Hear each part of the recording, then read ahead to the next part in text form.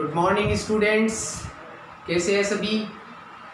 आज अपन स्टार्ट करते हैं बेटा एनाटॉमी, जो सादृश्यता है उसका आगे एग्जाम्पल्स को अपन कंटिन्यू करते हैं। तो एनाटॉमी के अंदर बेटा सबसे पहले एग्जाम्पल मैं बताने जा रहा हूँ, वो आपके सामने है। इसमें अपन ने जो पढ़ा था वो था कि संबंध, कि एक दूसरे से संबंध को देखा जाता है और वो नेचुरल भी हो सकता है, अपनी कृत्रिम भी हो सकता है, व्यावहारिक ज्ञान से भी मैच हो सकता है, किसी भी प्रकार सामाजिक ज्ञान से भी मैच हो सकता है, किताबी ज्ञान से भी हो सकता है, मैथमेटिकल भी हो सकता है, इंग्लिश से रिलेटेड भी हो सकता है। तो आपका जो नॉलेज है वो हर तरीके से इसमें परखा जाएगा। तो देखो पहला एग्जाम्पल आपके सामने है कि टीला और पहाड़ का संबंध दिया हुआ है। तो झाड़ी का संबंध किससे होना चाहिए, तो अपना पहले इस पे दिमाग लगाएंगे कि टीला और पहाड़ में क्या समानता है।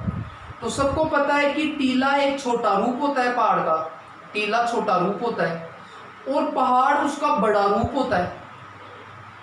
तो वैसे ही झाड़ी के अंदर आपको देखें तो झाड़ी एक छोटा वृक्ष होता है, उसका बड़ा रूप देखें कि खूब झाड़ियों से मिलकर क्या बन जाएगा बेटा, पौधा बनेगा नहीं, जमीन बनेगी नहीं, जंगल बनेगा या वृक्ष बनेगा। तो बहुत सी झाड़ियों से मिलकर तो एक जंगल बन जाएगा बड़ा रूप, यानी झाड़ियों का जो बड़ा रूप कहलाएगा वो जंगल कहलाएगा। तो अपना इसमें सही आंसर कौन सा होगा बेटा, जंगल सही आंसर हो जाएगा। नेक्स्ट मैं बात करूं अगले एग्जाम्पल की तरफ, तो अगला एग्जाम्पल देखो क्या बोल रहा है कि पक्षी का संबंध पंख से है। अब दिमाग में पक्षी और पंख दोनों आ गए होंगे सभी के। पक्षी का संबंध पंख से है, तो मछली का संबंध किससे होगा ये अपने को बताना है। तो भाई सिंपल सी बात है, पहले इसको समझना है कि पक्षी और पंख में क्या संबंध होता है। कि पक्षी पंख से क्या करता है, उड़ता है, यानी पक्षी है वो पंख से उड़ता है क्या, हाँ बिल्कुल उड़ता है।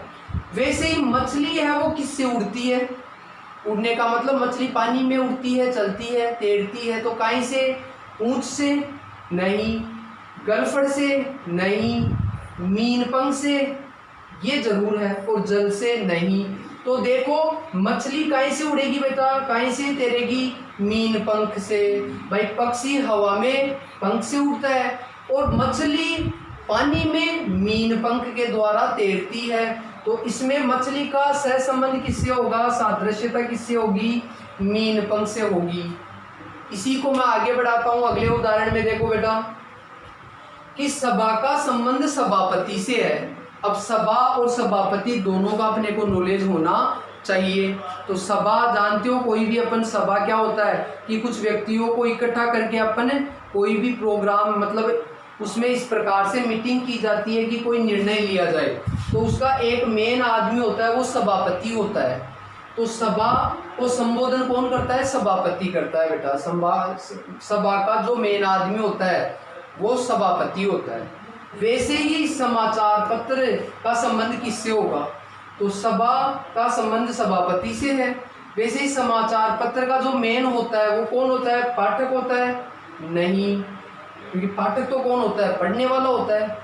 मुद्रक छापने वाला होता है, वितरक वितरण करने वाला होता है, और संपादक ये इसका मेन है, संपादक। कि जो समाचार पत्र को मेन व्यक्ति होता है वो संपादक होता है, वो उसकी पूरी रूपरेखा तैयार करता है। तो जैसे सभा का मेन आदमी सभापति हो गया, वैसे समाचार पत्र का कौन हो गया बेटा, संपादक हो जाएगा। या आपको आइडिया लग जाएगा, बाकी तीन उससे मैच नहीं करेंगे, एक ही मैच करेगा। अगले उदाहरण में चलते हैं बेटा।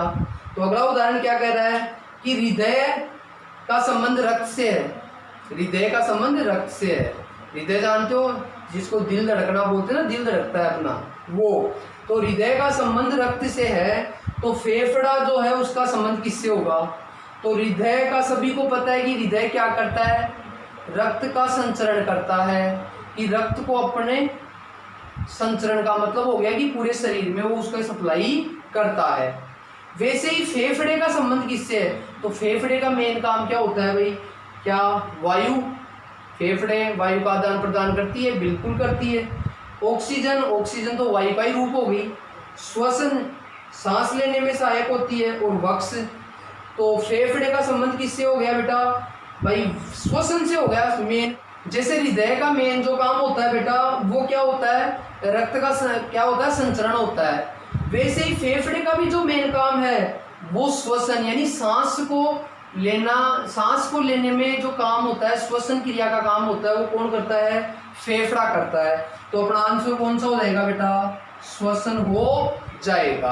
आगे उदाहरण देखते हैं बेटा कि सुई का संबंध घड़ी से है। अब आप सुई और घड़ी दोनों के बारे में अच्छी तरह परिचित है, तो संबंध एक दूसरे का दे रखा है। तो पहिए का संबंध क्या होगा? तो सुई घड़ी के अंदर क्या होता है? बिल्कुल सुई चलती है नहीं चारों ओर, बिल्कुल घड़ी के अंदर का जो पार्ट होता है, जो चलता है अंदर, जो गति करता है, वो कौन होता है? सुई घड़ी के अंदर गति करती है। वैसे ही पहिया किसके अंदर गति करता है? सड़क में करता है? नहीं, वृत्तीय गति करता है, वो तो उसकी क्रिया हो गई, घूमना या वाहन। तो पहिया वाहन का एक पार्ट है, जैसे सुई है वो घड़ी का एक पार्ट है, वैसे ही पहिया है वो वाहन का एक पार्ट होगा। बिल्कुल आंसर क्या होगा? वाहन। नेक्स्ट प्रश्न में अपन चलते हैं कि फूल का संबंध कली से है। फूल और कली, पहले फूल आते हैं पहले कली, तो कली खिलती है पहले, यानी फूल है वो कली से ही बनता है, ध्यान रखना आपको। तो फल का संबंध किससे होगा बेटा? तो सिंपल सी बात है कि फूल जो बनता है वो कली से ही बनता है। वैसे ही फल है वो किससे बनता है? फल बीज से बनता है, बीज से तो पौधा बनता है। फल फूल से बनता है, बिल्कुल फूल के बाद में फली आता है। नेक्स्ट ये होना चाहिए पंखड़ी, नहीं, वृक्ष नहीं, कि जो फल बनता है वो फूल के द्वारा ही बनता है। तो अपना आंसर कौन सा हो गया?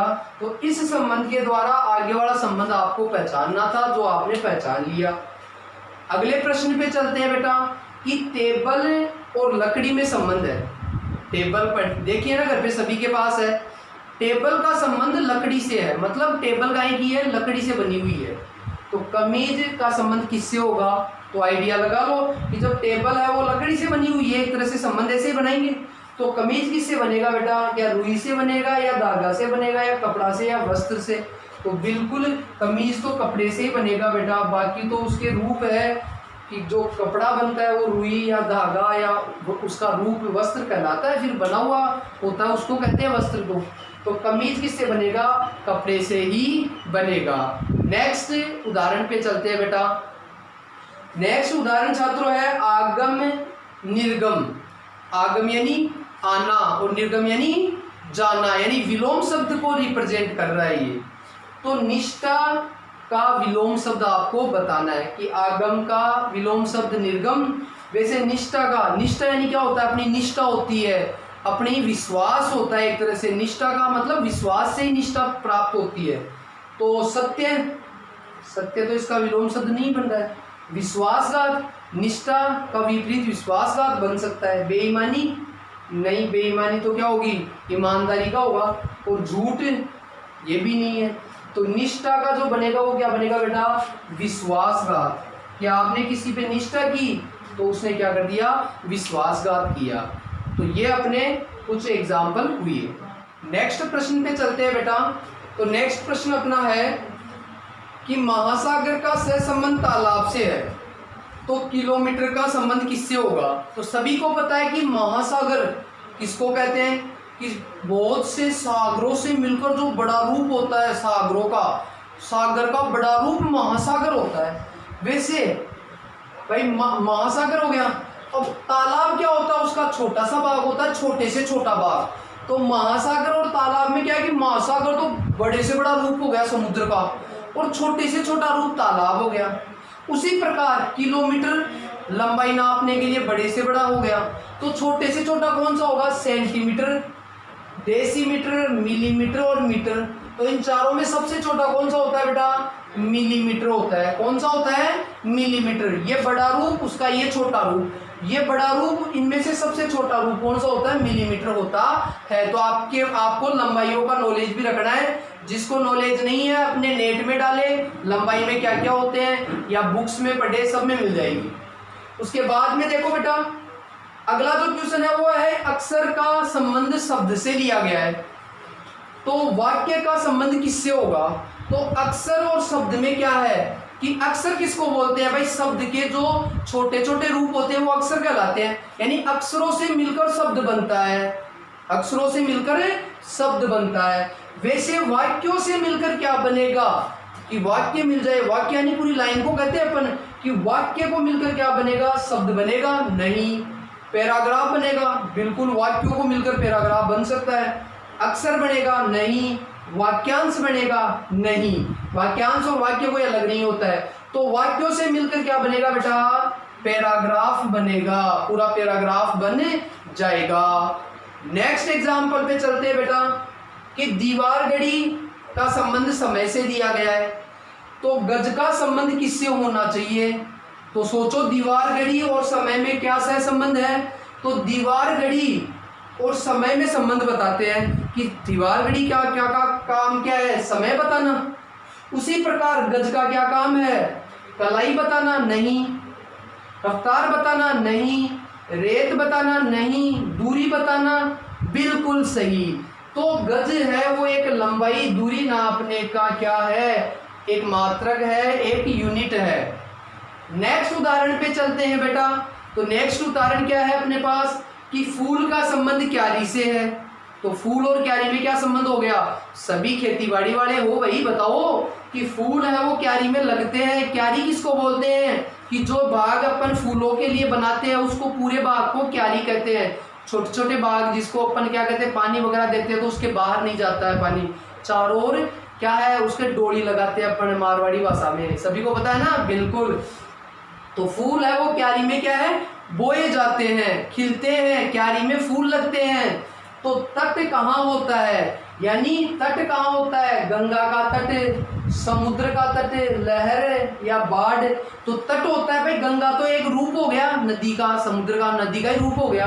तो तट जो मिलेगा वो समुद्र पे मिलेगा भाई। फूल है वो क्यारी में मिलेंगे, तो तट है वो कहाँ मिलेगा बेटा?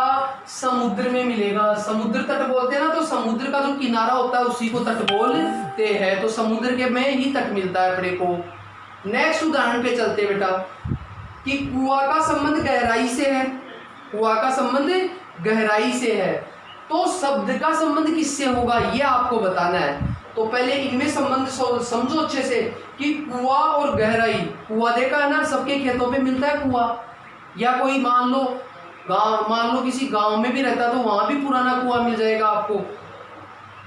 मेरी कस्बे में भी रहता है उसमें भी एक कुआं मिलेगा, जरूर पुराने कुएं मिलेंगे। तो कुआं गहराई, यानी कुआं क्या होता है? गहरा होता है, उसकी गहराई को देखते हैं तो कुआं गहरा होता है, ये संबंध हो गया दोनों में। तो शब्द यानी कुएं का पता गहराई से चलता है, बहुत गहरा है तो ही कुआं कहेंगे, हल्का सा है तो होदी हो गया छोटा सा। तो कुआं गहराई वाले को कहेंगे। वैसे शब्द को कैसे पता लगाएंगे कि गहराई वाला कुआं हुआ? वैसे शब्द का क्या है? वाक्य शब्द नहीं बैठ रहा है, अक्सर अर्थ ऊंचाई। तो क्या है कि भाई कुआं का पता चलता है गहराई से, वैसे शब्द का पता चलता है उसके अर्थ से। उसके अर्थ से पता चलता है कि वो शब्द है या नहीं है। तो शब्द का संबंध यहाँ किससे हो गया बेटा? अर्थ से होगा कि कुएं को गहराई से समझा जाता है, तो शब्द को उसके अर्थ के द्वारा समझा जाता है। नेक्स्ट प्रश्न पे चलते हैं कि भूसी का संबंध चावल से है। भूसी का संबंध चावल से है, तो खोल का संबंध किससे होगा? तो पहले इस पे ध्यान दो, ऑप्शन में बाद में जाना कि भूसी चावल। भूसी याद है कि चावल का जो चावल होता है ना उसके ऊपर छिलका होता है, छिलका हटने के बाद चावल निकलता है। तो चावल का जो ऊपरी भाग होता है, जो हटाया हुआ भाग होता है, उसको भूसी बोलते हैं बेटा। क्या बोलते हैं? भूसी। तो खोल किसका होगा? जो खोल सेव का ऊपरी भाग है, खोल नहीं बेटा। अंडा, बिल्कुल, अंडे के छिलके को ही खोल बोलते हैं। अच्छे से देख लेना, अंडे के छिलकों को क्या बोलते हैं? खोल। आप नेट पे भी सर्च कर सकते हो। मोती नहीं, पेट्रोल से कोई नहीं। तो खोल होता है वो अंडे का छिलका होता है। यदि कोई अंडा खाता है तो उसके छिलके को पूछना बेटा कि उसके छिलके को क्या बोलते हैं? खोल बोलते हैं। तो इस प्रकार से कुछ एग्जाम्पल्स, मैंने 2 टाइप के एग्जाम्पल आज करवाए हैं। 2 टाइप के एग्जाम्पल नेक्स्ट वीडियो में देखेंगे। तब तक आप तैयारी करें अच्छे से और स्वस्थ रहे और मस्त रहे। Okay, thank you student.